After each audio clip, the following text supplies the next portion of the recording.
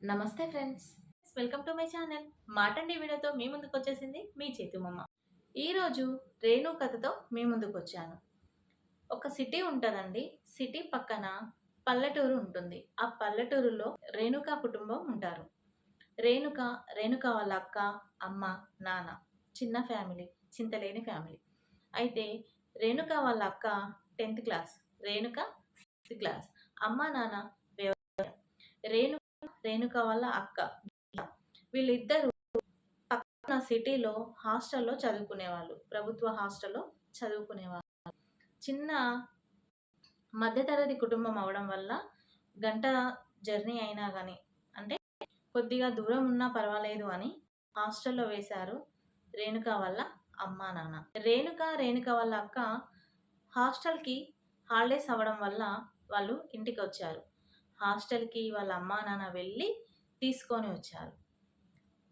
అలా సెలవులు కాస్త అయిపోయినాయి. సెలవులు అయిపోయే ముందు 10 రోజుల ముందు, స్కూల్ స్టార్టింగ్ ముందు రేణుక వాళ్ళ అక్క 10th క్లాస్ అవ్వడం వల్ల హాస్టల్ నుంచి కాల్ వచ్చింది. 10th క్లాస్ అమ్మాయి కాబట్టి కొంచెం ముందుగానే రావాలి అని. వాళ్ళ నాన్న రేణుక వాళ్ళ అక్కని హాస్టల్లో దింపి వచ్చాడు.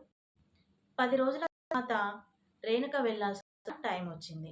అప్పుడు వాళ్ళ నాన్న హాస్పిటల్లో అయ్యాడు. కానీ పిల్లల చదువు డిస్టర్బెన్స్ కావద్దు అనేసి వాళ్ళ అమ్మ రేణుకను హాస్టల్కి అని చెప్పింది. అప్పుడు రేణుక చదువుతుంది. వాళ్ళ ఊరు నుండి సిటీకి, అంటే హాస్టల్ ఉన్న సిటీకి వెళ్ళడానికి ఒక అరగంట గంట టైం ఉంటుంది అంతే. అంటే గంట అరగంట జర్నీ ఉంటుంది. వాళ్ళ ఇంటి ముందే ఆటో స్టాండ్ ఉంది. ఆటో ఆగుతుంది, ఆటో ఎక్కే హాస్టల్ దగ్గరలో ఆటో దిగుతుంది అని వాళ్ళ రేణుక వాళ్ళ అమ్మ రేణుకను సంధాయించి ఆటో ఎక్కించి ఆటో అయిన డబ్బులు ఇచ్చి పంపించింది. ఇక్కడే ఒక ట్విస్ట్ అయితే జరిగిందండి. రేణుక అమ్మ రేణుకను ఆటో ఎక్కించి అయితే హాస్టల్కి వెళ్ళిపోయింది. రేణుక హాస్టల్కి దగ్గరలో ఉన్న రోడ్డు పైన అయితే ఆటో అయినా దింపి వెళ్ళిపోయారు. కానీ రేణుక హాస్టల్కి వెళ్ళలేదు. మరి రేణుక ఎక్కడికి వెళ్ళింది? కట్ చేస్తే రేణుక ఏదో మారుమూల గ్రామంలో ఉన్నది. అసలు రేణుకకి ఆ ఊరు కానీ ఆ మనుషులు కానీ ఎవరూ తెలియదు. ఏదైనా మాట్లాడితే, ఏదైనా అరుస్తే, అన్నం తినకపోయినా, చెప్పింది చేయకపోయినా రేణుకను చంపేస్తామని బెదిరించారు. దాంతో రేణుక భయపడిపోయి ఇంట్లో వాళ్ళు ఎవరూ కనిపించక వాళ్ళు చెప్పినట్టు అనుకుంటా ఉన్నది. ఇక్కడ రేణుకను ఎందుకు తీసుకొచ్చారంటే, 6వ తరగతి చదువుతున్న రేణుకను 10వ తరగతి వచ్చేసరికి వాళ్ళ దగ్గరనే ఉంచుకొని తర్వాత వ్యభిచారం చేసే వాళ్ళకి అమ్మేయడానికి వాళ్ళు తీసుకొచ్చారు. అది వాళ్ళ చిన్న పిల్లల్ని తీసుకొచ్చి వాళ్ళని కొద్దిగా పెద్దగా అయ్యేసరికి వాళ్ళ దగ్గరనే ఉంచుకొని, కొద్దిగా ఆడపిల్లలు కొద్దిగా పెరిగిన తర్వాత వాళ్ళని వేరే వేరే దేశాలకి మధ్యలో బ్రోకర్లతో వాళ్ళు అదొక బిజినెస్ లాగా ఇస్తారన్నట్టు. రేణుకని వాళ్ళు తీసుకెళ్లి గొర్రెలు కాయడానికి పంపించేవాళ్ళు. రేణుకకి ఒక పూట తిండి పెట్టి, ఒక పూట గంజి పోసి గొర్రెలు మేపడానికి మాత్రం పంపించేవారు. 6వ తరగతి ఉన్న రేణుక కొద్ది కొద్దిగా పెద్దగా అవుతూనే వచ్చింది.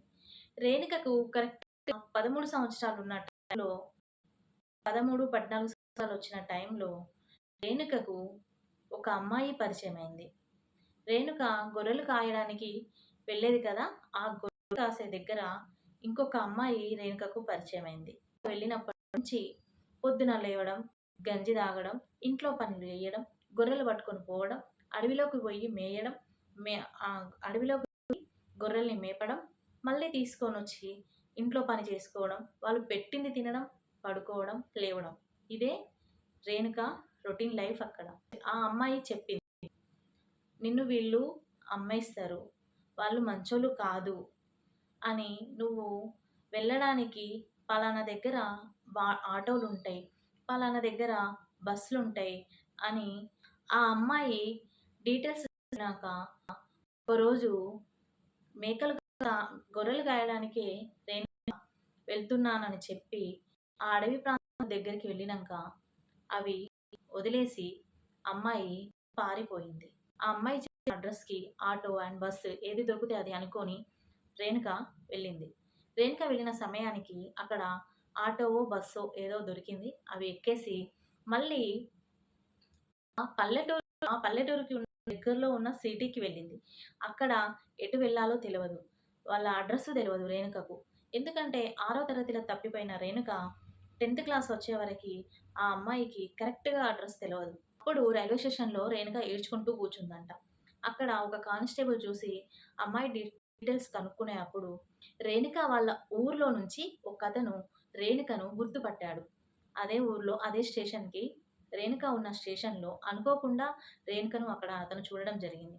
దాంతో ఆయన గుర్తుపట్టి ఈ అమ్మాయి మా ఊరమ్మాయి తప్పిపోయిందని ఆ కానిస్టేబుల్‌కి చెప్పడంతో కానిస్టేబులు, అతను, ఆ అమ్మాయి ముగ్గురు స్టేషన్‌కెళ్ళి వాళ్ళ అమ్మా, నాన్న వచ్చే వరకి స్టేషన్‌లో ఉంచుకొని వాళ్ళ అమ్మా, నాన్న వచ్చినంక అమ్మాయినైతే అప్పయెప్పారు. అమ్మాయి హాస్టల్‌కి వెళ్ళకుండా ఎలా కిడ్నాప్ అయ్యింది అన్న విషయం. రేణుకకి ఒక ఆవిడొచ్చి "ఈ అడ్రస్ నీకు తెలుసా?" అని ఆ అమ్మాయిని అడిగింది. "తెలవదు ఆంటీ" అంటే, "సరే మరి ఈ నెంబర్‌కి ఫోన్ చెయ్యు." అప్పుడు కాయిన్ బాక్సులున్నాయట. కాయిన్ బాక్స్ ఇక్కడ పక్కనుంది. నాకు కొంచెం ఫోన్ చేసి ఇయ్యవా అమ్మా? నేను మాట్లాడాలి అని రేణుకను తీసుకొనెళ్ళి ఆమె పర్స్‌లో నుంచి ఒక చాక్లెట్ తీసి ఆ అమ్మాయికైతే ఇచ్చింది. అంటే రేణుకకు ఒక చాక్లెట్ అయితే ఇచ్చింది. ఆ చాక్లెట్ తిన్నంక రేణుక ఆమె ఏం జెప్తే అది. అంటే ఆమె చేతి పట్టుకొని సైలెన్స్‌గా ఎవరైతే కలిసారో లేడీ, ఆ లేడీతో సైలెన్స్‌గా ఎళ్ళిపోయిందంట. అంటే అందులో ఏదైనా మత్తు పదార్థం పెట్టుంటరు అని అనుకున్నారు. అయితే రేణుక వాళ్ళ అమ్మానాన్నని కలిసినంక ఈ విషయం చెప్పింది. ఇది అండి ఈరోజు రేణుక స్టోరీ. అమ్మాయిలను అటెళ్ళకండి, ఇటెళ్ళకండి అని పెంచడం కాదు. ఎలాంటి ప్రాబ్లమ్ వచ్చినా ధైర్యంగా ఎదుర్కోవాలి. తెలివిగా ఆలోచించి ఎదుర్కోవాలన్న విషయం వాళ్ళకి చెప్పుకుంటూ పెంచితే చాలా మంచిది. అబద్ధాలాడితేనే ఆడపిల్ల పుడతారు అని అంటారు. కానీ ఎన్నో జన్మల పుణ్యం చేస్తేనే ఆడపిల్ల పుడతది అని నా అభిప్రాయం. మరి ఇలా రేణుకలాగా చాలామంది అమ్మాయిలు కిడ్నాప్ అవుతున్నారు.